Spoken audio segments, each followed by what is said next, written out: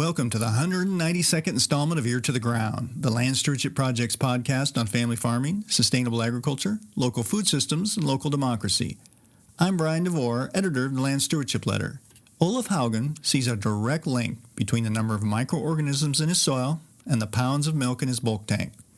Haugen, who's in his early 30s, milks a 180-head dairy cow herd in southeastern Minnesota's Fillmore County. He rotationally grazes his herd and estimates 70% of his animal's diet is derived from either perennial pasture grasses or annual cover crops such as grazing corn and rye. Such a high reliance on forages means he must pay extremely close attention to how well various species of grasses and forbs are doing under a variety of weather conditions throughout the growing season. And Olaf has seen an intimate link between high organic matter in his soils and more resilient forages, which in turn results in more milk and a better financial bottom line.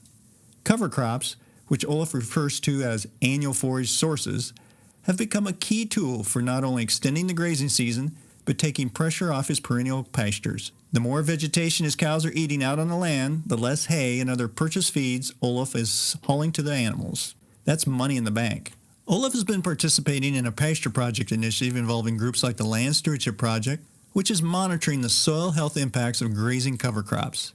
Haugen utilizes mob grazing, a kind of rotational grazing system that puts high numbers of animals in a paddock for a short amount of time. When the cattle are moved, they leave behind manure, urine, and often a good percentage of the forage that was present.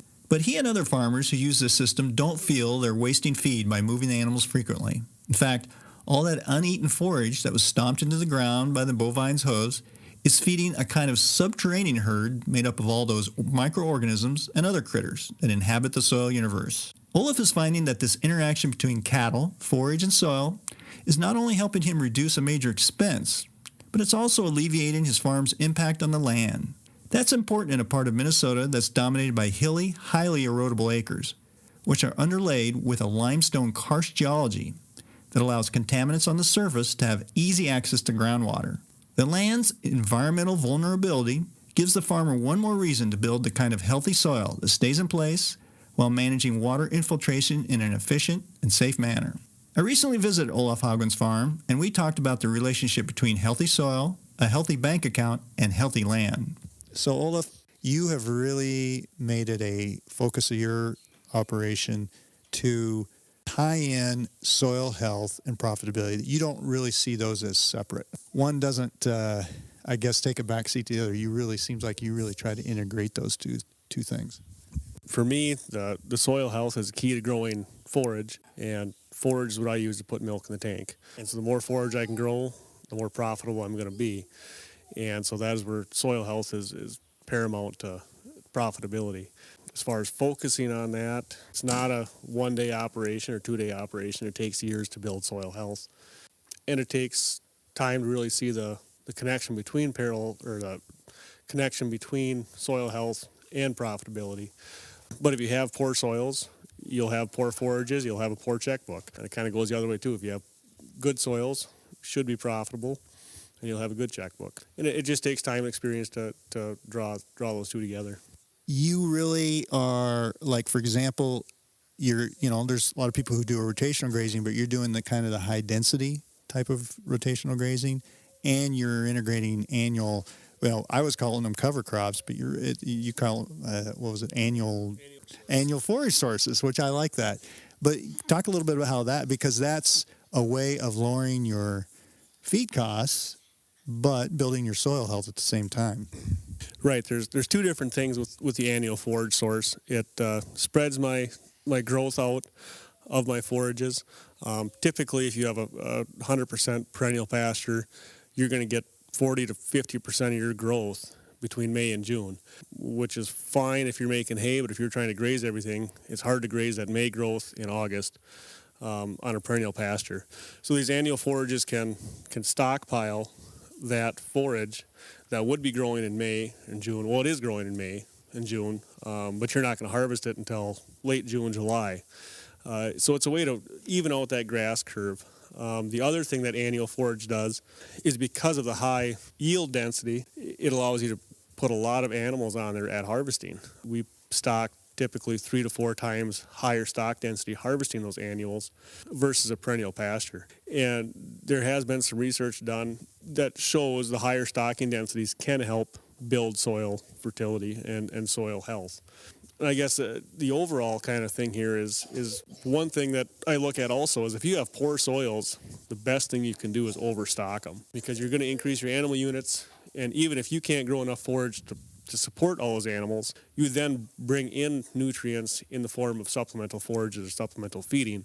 And that's going to help build that soil. Because if you have light stocking densities on poor soil, you're really never going to build them up. The way that you're able to do this is you're really managing pretty closely, that it's a pretty intense management system where you're moving the cattle frequently, you're relying on, portable fencing, that kind of thing. Yeah, correct. Being a grazing dairy farm, we have a very easy opportunity to move those cows to new paddocks every 12 hours.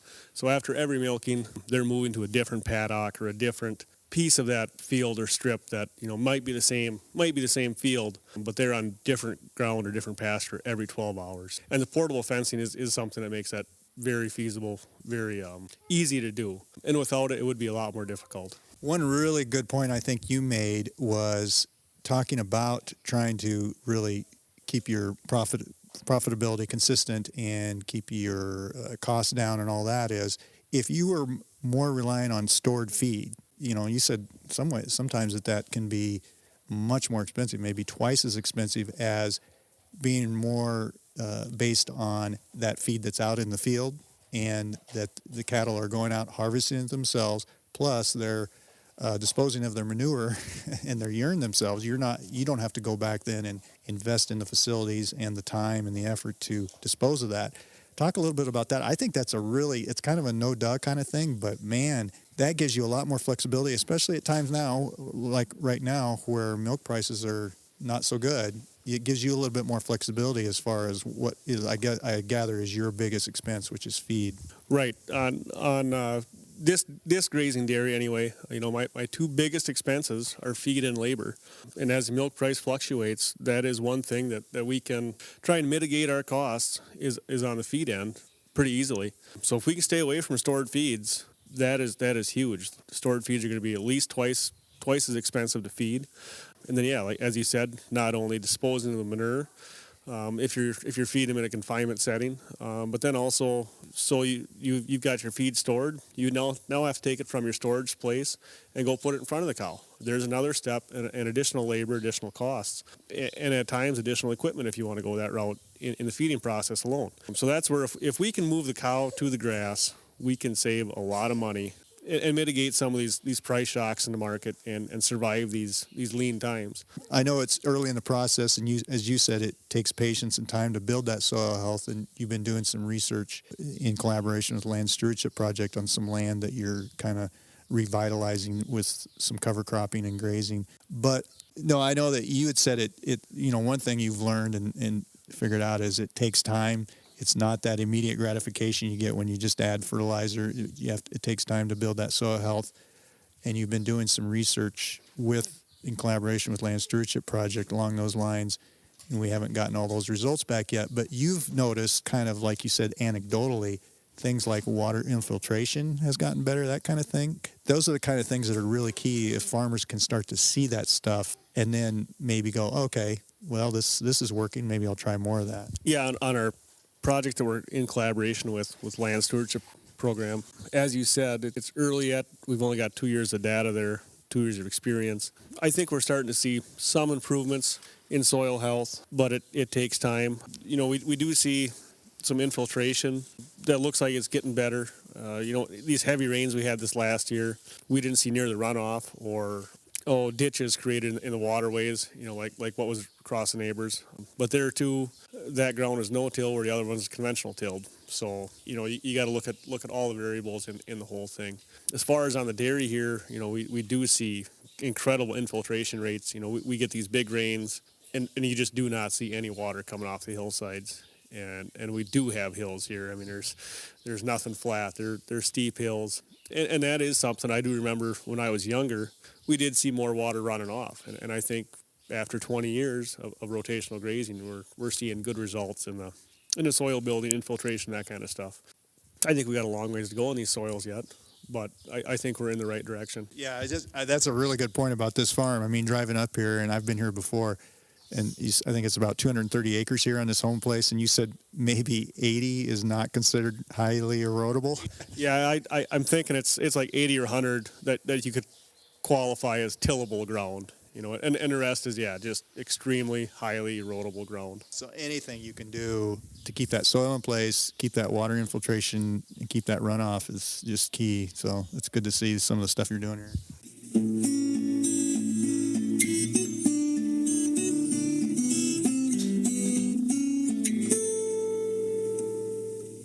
For more on the Land Stewardship Project's work related to helping farmers build healthy soil in economically viable ways, see our website at landstewardshipproject.org.